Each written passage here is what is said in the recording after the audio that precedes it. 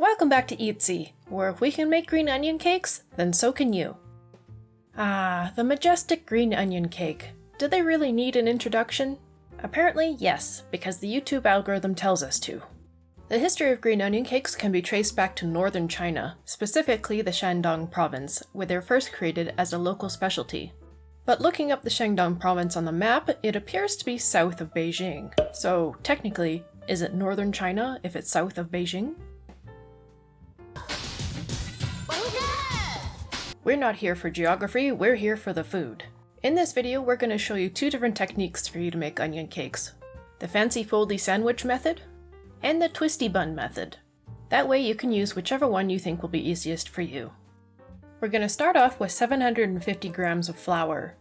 So when you have about 750 grams, or 26.5 ounces of flour, you'll add about 2 grams of salt, which is 0.07 ounces. To our flour and salt, we're going to be adding 495 grams of warm water, or 17.5 ounces. Warm water will ensure that the dough is soft, but not too sticky. Slowly add the water and mix it into the dough, and form it into a ball until it looks like this. Then put a lid on it and let it sit while you prepare the rest of your ingredients. We got our green onions from Auntie's garden, which is why they are so gigantic. If you're buying them from the grocery store, you should probably get 2 or 3 bundles, because it's better to have more onions than you think you'll need. Chop your onions finely, maybe a little less finely than you would shred incriminating evidence that you're trying to hide from the IRS. Now that you've got your green onions ready, let's head back to the dough. Auntie used a very large hunk of dough, but just use as much as is easy for you to work with. Also keep in mind that after you're done making them, they're going to be put on the frying pan.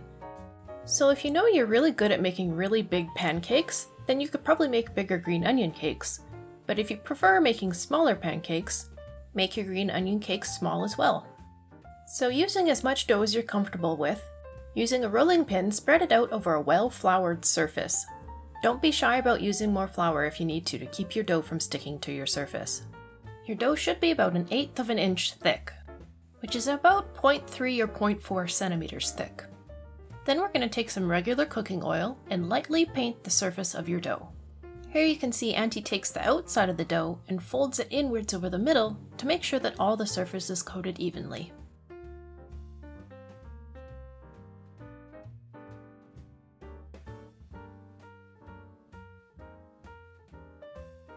Then we're going to lightly salt the surface of the oiled dough. Then you can spread your green onions over the surface. While in the process of making these, Auntie mentioned that she feels like she put too much onion on these first ones. So when you see the twisty bun method later, you'll notice that she puts less onion than this first time around. And here's the fancy foldie sandwich method. You can see Auntie makes 2 cuts along the outside of the dough, leaving about a 3-inch space in the middle. Then, starting on the left side, she folds the outside section over the middle, and then the outside section again over the middle, and then flip that whole piece over the unworked dough. Repeat that process over again until you get the fancy folded sandwich. If you're using a smaller amount of dough, you could probably just roll it out from here. But because Auntie used a large amount of dough, she's cutting her fancy folded sandwich into quarters. Again, if you used a large amount and cut it into quarters like Auntie, then you're going to want to take the top and bottom of the dough and pinch it closed around the rest of the dough. This will make little green onion cake balls, or green onion cake little purses, I guess. So whether you made quarters like Auntie, or you just use smaller amounts of dough, you're going to roll it flat like this, and this is what you're going to take over to the frying pan to fry later. And here's the second method. This is going to be the twisty bun method. So once again, roll out your dough, make it about 1/8 of an inch thick, and then lightly paint the surface with some cooking oil. You can pull the edges inwards over the center to make sure it's evenly coated, and then you can sprinkle your green onions over your dough. Then roll the dough up into a long tube, kind of like as if you're making cinnamon buns. Once again, you can make these as small or as large as you want. Keep in mind that you have to cook them like pancakes, so smaller ones might be easier. Cut your long tube of dough into sections, and then twist the edges closed and curl the whole thing in down over itself. This little twisty bun is what you're going to be rolling flat to make your green onion cakes. Try to roll them out into a round shape so that they'll fit in the frying pan easily. These ones that Auntie and Uncle were making are about a little bit smaller than a dinner plate, because we're going to slice them into triangular pieces just like you would a pizza. But if you make them small enough, then you can just serve them as is, just like if you would serve pancakes.